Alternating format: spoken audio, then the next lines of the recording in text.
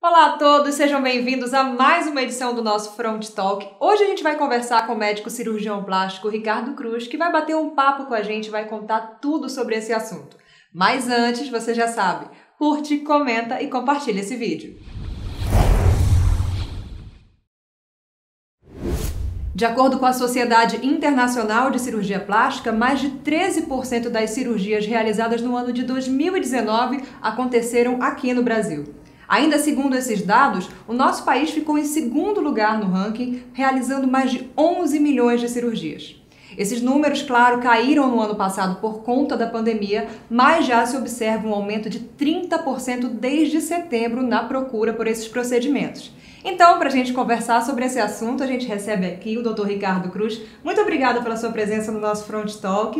E eu já começo perguntando, existe uma idade para começar a pensar em fazer cirurgia plástica, doutor?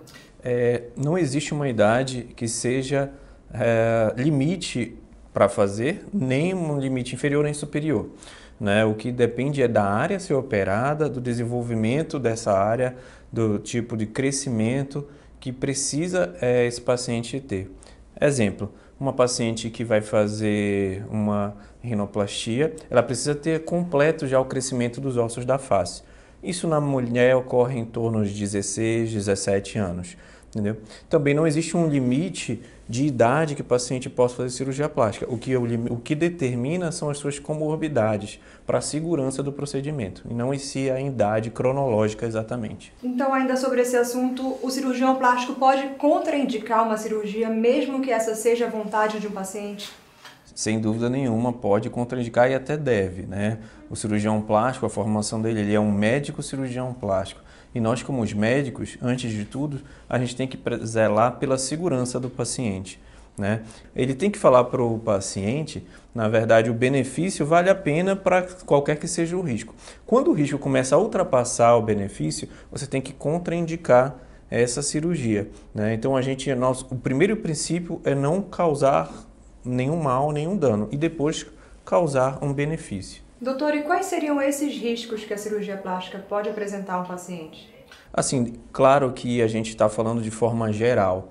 Cada procedimento tem o seu risco, tem inerente ao procedimento, assim como tem os pontos benéficos, né? Então, mas normalmente a gente tem que zelar pela preservação da saúde cardiovascular do paciente, né, da respiratória. Então, esse tipo de comorbidades a gente tem que estar muito bem controlados na hora da cirurgia. E é possível reverter o resultado de uma cirurgia plástica? Em alguns casos, sim.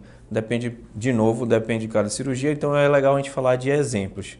Exemplo, uma paciente colocou uma prótese de mama de silicone e ela quer retirar, que hoje em dia a gente chama de explante. É possível retirar sem problema nenhum, é uma cirurgia tranquila, inclusive. O que ela tem que saber é o que ela vai perder de resultado estético com essa retirada, mas pode ser revertido em alguns casos, sim. Claro que outros casos são um pouco mais definitivos. Exemplo, você vai submeter uma abdominoplastia. Nela você vai retirar uma grande quantidade de pele e reposicionar músculos. Essa pele a gente não tem como devolver mais ao paciente.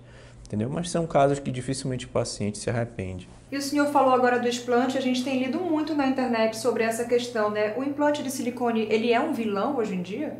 Não, ele continua não sendo um vilão, tá? Assim, o implante de silicone é que surgiram recentemente pesquisas sobre alguns possíveis sintomas associados, porém ainda artigos científicos são falhos em comprovar qualquer causa direta.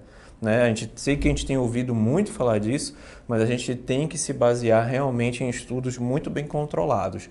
E ainda não teve nenhuma causa direta a esses sintomas que alguns pacientes têm relatado ter relação com o implante de silicone. Tá? Agora, lógico, se for do desejo do paciente, ele pode fazer a retirada, entendeu? E doutor, como é que funciona o pós-operatório de uma cirurgia plástica? Eu sei que a gente está fazendo uma pergunta muito vasta, né? Mas cada cirurgia tem a sua particularidade, né? Exatamente, cada cirurgia tem sua particularidade, mas claro que elas têm coisas em comum. Exemplo, hoje em dia não se deve mais o paciente ficar acamado, né? Ele deve ter uma movimentação, até para prevenção de eventos trombóticos, então é interessante que ele se movimente, claro, com algumas restrições. Quando a gente opera a mama, o ideal é restringir um pouco o movimento do braço, né? Quando a gente opera o abdômen, a gente tem que usar um pouco mais os braços para tirar a força do abdômen, né? Mas no geral, um pouco de repouso, recomendações, claro, de remédios, tá? Um afastamento normalmente bem curto, e hoje algumas cirurgias estão realmente com retorno às atividades normais muito rápidas, que é o caso da prótese de recuperação rápida de silicone, que o paciente no dia seguinte começa a voltar às atividades normais. E fala um pouco mais pra gente, então, sobre essa nova modalidade aí do implante de silicone, de recuperação rápida, como funciona? Isso é muito interessante, realmente isso é uma mudança de paradigma, né, nos pacientes que sempre tiveram vontade de realizar um aumento mamário, inclusão de prótese, mas tinha que parar a vida, tinha que parar o trabalho. Então isso realmente veio mudar, porque o paciente que se submete à técnica, ela pode, dependendo do que ela faz de atividade de trabalho, ela pode voltar no dia seguinte a trabalhar, ela pode voltar a cuidar do filho, né, no dia seguinte, ela pode dirigir se precisar, tá? É a técnica chamada, que a gente chama, quem tem a certificação da R24R, que é o Real 24 Hours Recovery.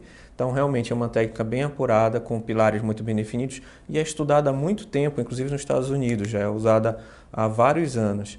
E hoje em dia está aqui, e hoje em dia realmente é o que a gente mais usa na prática da inclusão de prótese de silicone. E ainda falando um pouco sobre prótese de silicone, ainda existe aquele fato de que tem que trocar a cada 10 anos, ou as próteses hoje estão mais modernas? As próteses, sem dúvida nenhuma, estão mais modernas. Antigamente a gente tinha um prazo em torno de 10 anos, né? Todo mundo pergunta, 10 anos. Não precisa mais, não existe esse prazo de validade para as próteses, tá? O que acontece a gente recomenda você continuar o seu acompanhamento como uma mama normal, a cada 10 anos pelo menos um exame de imagem, mas se esse implante não está lhe incomodando fisicamente nem esteticamente, você pode continuar com ele sem problema nenhum. Ele não tem um vencimento mais, entendeu? E antes de realizar uma cirurgia plástica, é preciso fazer algum exame específico? Sim, alguns são comuns a todas as cirurgias, outros mais específicos para cada uma. Exemplo, vários exames de sangue para ver a bioquímica laboratorial, exames cardiológicos praticamente para todas as cirurgias, e aí qual exame cardiológico vai depender das comorbidades que o paciente tem ou não, tá? Uma consulta com anestesista é recomendada. Para alguns tipos, exemplo, cirurgias de mama, mamografia e ultrassom de mama normalmente são necessários. Cirurgias abdominais, lipoaspirações, ideal fazer uma ultrassom do abdômen antes. Rinoplastias, uma tomografia da face também é solicitada. E vamos falar um pouco sobre os riscos de quem tem diabetes ou hipertensão. É arriscado que eles façam algum procedimento estético, cirúrgico?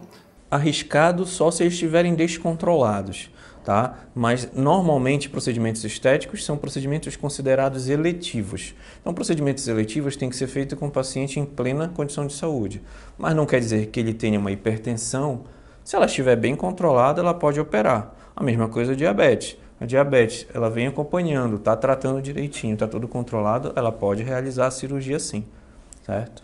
E agora uma pergunta para a gente finalizar, doutor. A gente tem visto muito nas redes sociais as pessoas insatisfeitas com as suas imagens, usando muito filtro. O que o senhor tem a dizer sobre essa procura, né? As pessoas estão cada vez mais em busca da perfeição. É verdade isso. Eu acho que a rede social é um fator extremamente, né, ele aumenta muito isso. Então a gente tem que ter cuidado com essa busca da perfeição. A primeira coisa que eu converso com os pacientes com consulta é: o que está te incomodando? Vamos tratar o que está te incomodando. Então não adianta aí você querer ver uma vida de rede social de outra pessoa e querer trazer para a sua vida. Isso não é a realidade, isso não vai acontecer. O que a gente procura é tentar trazer o paciente para a sua realidade, dizer, nós vamos na cirurgia tratar o que está lhe incomodando e tentar fazer disso a sua melhor versão, mas é a sua versão, não é a versão da rede social. Que a gente tem que ter cuidado com hoje em dia é muito fácil você manipular imagens, vídeos, você criar uma história, e nosso dever é tentar mostrar para o paciente o que é a realidade. É muito importante, é o dever do médico, né? E trazer a beleza de cada um, né? Exatamente, a melhor versão de cada um. É isso mesmo. Obrigada, doutor, pela sua participação aqui no Front de Saúde. E você que assistiu esse vídeo, espero que tenha gostado. Esse vídeo e vários outros explicando sobre muitos assuntos interessantes para a sua saúde, você encontra aqui no Front Talk. Até o próximo!